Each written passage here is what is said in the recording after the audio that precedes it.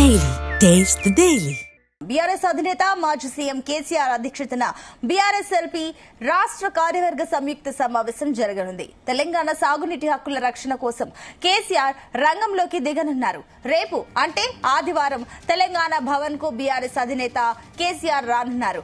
నది జలాల విషయంలో కాంగ్రెస్ ప్రభుత్వ నిర్లక్ష్యంపై కేసీఆర్ సమర శంఖం పూరించనున్నారని తెలుస్తోంది.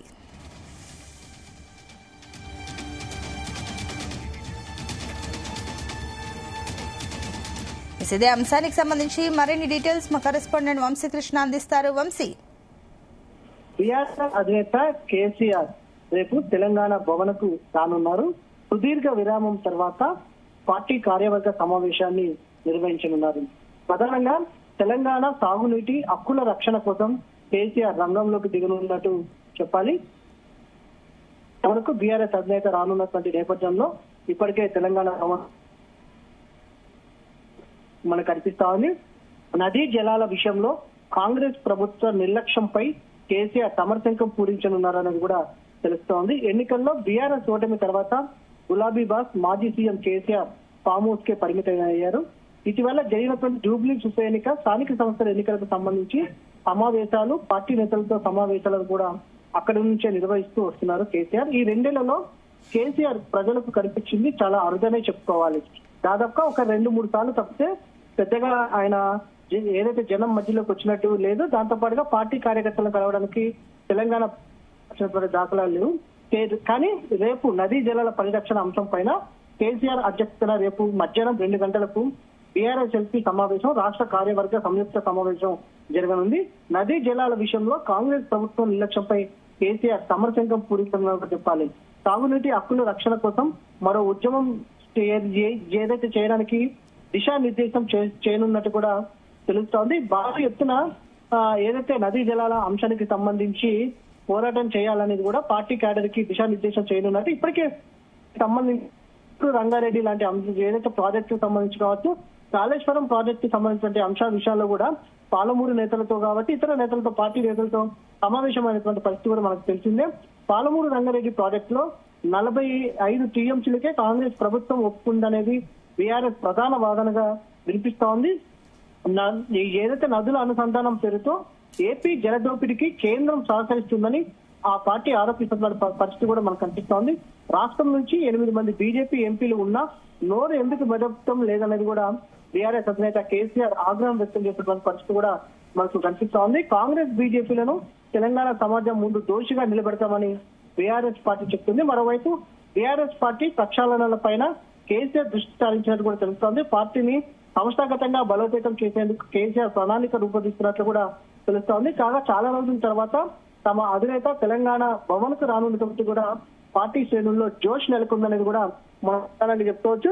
మనం చూస్తా ఉన్నాము, గత సంవత్సరం ఏదైతే ఎంపీ ఎలక్షన్స్ అప్పుడు ఒకసారి ఆయన ఏదైతే మీడియా ముందు మాట్లాడటం జరిగింది.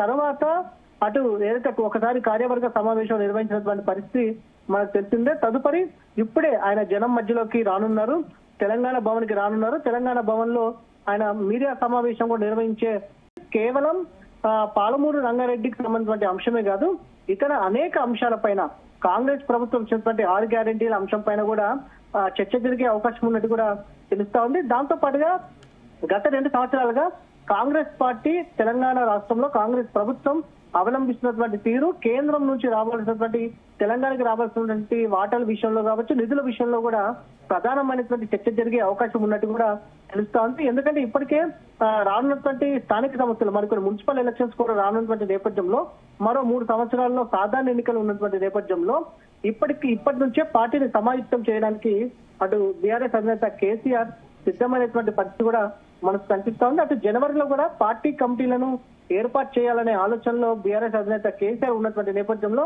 ఆ దిశగా అటు ఏదైతే ప్రణాళికలు కూడా రచించినట్లు కూడా తెలుస్తోంది. జనవరి 2వ వారం నుంచి ఏదైతే 15వ తారీఖు తర్వాత కమిటీలు వేసే అవకాశం ఉన్నట్టు కూడా తెలుస్తుంది. ఈ అంశం పైన కూడా పార్టీలో చర్చ జరిగే అవకాశం ఉందనేది కూడా మనకు ప్రధానంగా తెలుస్తా ఉంది. తెలంగాణ భవన్ కి రేపు మధ్యాహ్నం 2 గంటలకు రానున్నారు. అటు క్యాడర్ లో కూడా కొంత జోష్ నెలకొన్నటువంటి సందర్భం కూడా మనకు కనిపిస్తోంది. ఎందుకంటే చాలా రోజులు అయిన తర్వాత బీఆర్ఎస్ అధినేత కేసీఆర్ తెలంగాణ భవన్ కి రానుండటం కూడా కొంత సంతోషం పార్టీ క్యాడర్ కొంత సంతోషం వ్యక్తం చేస్తున్నటువంటి సందర్భం కూడా మనకు కనిపిస్తుంది. మొత్తం మీద కాంగ్రెస్ ప్రభుత్వం పైన అటు బీజేపీ కేంద్ర ప్రభుత్వం పైన భారీ పోరాటానికి మాత్రం అటు బీఆర్ఎస్ పార్టీ అధినేత కేసీఆర్ క్యాడర్ కి దిశానిర్దేశం చేయనున్నట్టు మాత్రం మనకు తెలుస్తోంది. ప్రధానంగా నదుల అనుసంధానం పేరుతోటి తెలంగాణ రాష్ట్రానికి రావాల్సినటువంటి నీటి వాటను తగ్గించడం పైన ప్రధానంగా చర్చ జరిగే అవకాశం మనకు కనిపిస్తుంది. అయితే వంశీ ప్రత్యేకించి కూడా ఈ విషయంలో కాంగ్రెస్ ప్రభుత్వాన్ని టార్గెట్ చేసే యోచన మనకు స్పష్టంగా కనిపిస్తున్నప్పటికీ ఈ విషయంలో కాంగ్రెస్ కూడా ప్రతిచర్యగా ఏమైనా రెడీ అవుతుందా, సిద్ధంగా ఉందనుకోవచ్చా? ఖచ్చితంగా మనం చూస్తా ఉన్నాము. 2 రోజుల క్రితం అటు సీఎం రేవంత్ రెడ్డి మీడియా సమావేశం నిర్వహించడం జరిగింది. ఇందులో భాగంగా మాజీ ముఖ్యమంత్రి బీఆర్ఎస్ అధినేత కేసీఆర్ కోరుకుంటే అసెంబ్లీ సమావేశాలను 3 రోజుల పాటు నిర్వహిస్తాము, వారు అసెంబ్లీకి వస్తారంటే ఖచ్చితంగా ఏదైతే అసెంబ్లీ సమావేశాలు నిర్వహించి సాగునీటి ప్రాజెక్టుల పైన పూర్తి స్థాయిలో చర్చకు తాము సిద్ధము. పాలమూరు రంగారెడ్డి కావచ్చు, కాళేశ్వరం కావచ్చు, ఇతర ప్రాజెక్టులకు సంబంధించినటువంటి అంశం పైన, నదీ జలాల వాటర్లకు సంబంధించినటువంటి అంశం పైన తాము ఖచ్చితంగా విచారణకు ఏదైతే చర్చకు సిద్ధంగా ఉన్నామన్నట్టు కూడా సీఎం రేవంత్ రెడ్డి ఇప్పటికే స్పష్టం చేసినటువంటి సందర్భం కూడా మనకు కనిపిస్తోంది. ఇది కేసీఆర్ తీసుకోవాల్సినటువంటి నిర్ణయం అంటూ కూడా సీఎం రేవంత్ రెడ్డి సంబోధించినటువంటి పరిస్థితి కూడా మనం చూస్తా ఉన్నాము. చర్చకు రావాలి, అసెంబ్లీకి రావాలి, అసెంబ్లీకి వస్తే ఇలాంటి అంశాల పైన కూడా పూర్తి స్థాయిలో చర్చించడానికి సిద్ధంగా ఉన్నామంటూ కూడా సీఎం రేవంత్ రెడ్డి 3 రోజుల క్రితం నిర్వహించినటువంటి మీడియా సమావేశంలో కూడా చాలా స్పష్టంగా చెప్పడం జరిగింది. మరోపక్క అటు పాలమూరి రంగారెడ్డికి సంబంధించినటువంటి అంశం, నదీ జలాల వాటకు సంబంధించినటువంటి అంశం ప్రధాన చర్చ కాబోతున్నటువంటి నేపథ్యంలో గతంలో బీఆర్ఎస్ పార్టీ తీసుకున్నటువంటి అంశాలు, గోదావరి నదీ జలాలకు సంబంధించినటువంటి అంశం కావచ్చు, కృష్ణా జలాలకు అంశానికి సంబంధించి కావచ్చు, గతంలో కేంద్ర ప్రభుత్వంతో బీఆర్ఎస్ ప్రభుత్వం తీసుకున్నటువంటి ఒప్పందాలను కూడా తెరపైకి తీసుకురావాలనేది కాంగ్రెస్ పార్టీ ప్రధానమైనటువంటి ఎజెండాగా కూడా మనకు కనిపిస్తోంది. ఈ అంశం పైన కూడా ఇప్పటికే పార్టీ శ్రేణులకు కూడా దిశానిర్దేశం చేసినటువంటి సందర్భం కూడా మనకు కనిపిస్తోంది. ఇప్పటికే ఉత్తమ్ కుమార్ రెడ్డి కూడా ఆ దిశగా ప్రణాళిక రచిస్తున్నట్టు కూడా తెలుస్తా ఉంది. అటు సాగునీటి రంగం పైన పూర్తి స్థాయిలో చర్చకు సిద్ధమైతే తాము వస్తామని కూడా మనకు కనిపిస్తోంది. ఒక రకంగా బీఆర్ఎస్ అధినేత కేసీఆర్ ఈ అంశం పైన సమావేశం నిర్వహించిన తర్వాత రాజకీయాల్లో మాత్రం కొంత ఏదైతే హాట్ గా మారే అవకాశాలు మాత్రం మనకు కనిపిస్తా ఉంది. ఆరోపణలు, ప్రచారోపణలు ఖచ్చితంగా పెరిగే అవకాశం మనకు కనిపిస్తా ఉంది. అయితే వంశీ ఒకటి ఏంటంటే కూడా ఈ దాదాపు 2 సంవత్సరాలు కావస్తుంది కాంగ్రెస్ పాలన ఉండబట్టి. అయితే ఈ 2 ఏళ్లు కూడా ఎలాంటి చర్చలైనా ఎలాంటి సమావేశాలైనా అటు ఫామ్ హౌస్ లో మాత్రమే జరిగేవి. కానీ ఈసారి కేసీఆర్ రంగంలోకి దిగడం, సమరశంఖం పూరించడాన్ని చూస్తుంటే ఇప్పుడు తెలంగాణలో పాలిటిక్స్ కొత్త మలుపు తిరిగే అవకాశం ఉందా? కేసీఆర్ ని బయటికి రప్పించే అంశాలు ప్రత్యేకించి ఏమై ఉండొచ్చు? కేసీఆర్ మనం ముందు నుంచి కూడా చూస్తా ఉన్నాము. కేసీఆర్ రావాలనుకుంటేనే బయటకు వస్తారు అనేది మాత్రం ఒక ఇంత రాజకీయ వర్గాల్లో చర్చ ఉంది. ఏ అంశం పైన సరే ఆయన స్పందించాలనుకుంటేనే స్పందిస్తారు. ఎవరు చెప్పినా, ఎన్ని ఆరోపణలు చేసినా, ఎన్ని కేసులు పెట్టినా ఆయన స్పందించినటువంటి దాఖలాలు మాత్రం లేవు. ఎందుకంటే పొలిటికల్ కి సంబంధించి ఆయన చెప్పింది వేదంగా కూడా బీఆర్ఎస్ పార్టీలో భావిస్తా ఉంటారు. ఏదైతే అదే డెసిషన్ గా జరుగుతూ ఉంటుంది. ఎవరు కూడా ఎదురు చెప్పే అవకాశం ఉండదు.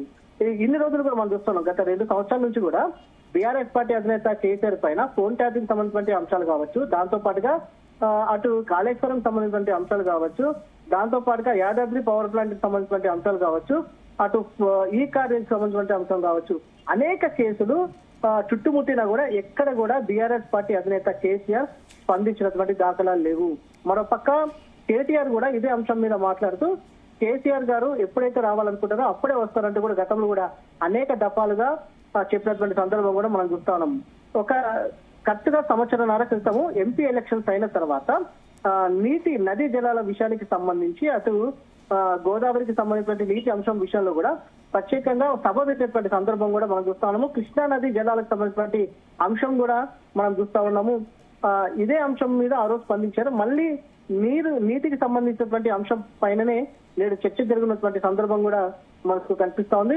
ప్రధానంగా పొలిటికల్ హీట్ మాత్రం పెరగనున్నది అనేది మాత్రం మనకు చాలా స్పష్టంగా కనిపిస్తా ఉంది. ఒకవేళ సీఎం రేవంత్ రెడ్డి ఇచ్చినటువంటి సవాల్, అసెంబ్లీకి రాగలుగుతారా అనేటటువంటి సవాళ్లను మాజీ ముఖ్యమంత్రి కేసీఆర్ స్వీకరిస్తారా అంటే స్వీకరించారనేదే మనకు చాలా ఖచ్చితంగా చెప్పాల్సినటువంటి అవసరం ఉంటుంది. ఎందుకంటే ఇలాంటి సవాళ్లు గతంలో సీఎం రేవంత్ రెడ్డి చాలా మటుకు విసిరినా కూడా ఎక్కడ కూడా బీఆర్ఎస్ పార్టీ అధినేత కేసీఆర్ స్పందించినటువంటి దాఖలాలు అయితే లేవు.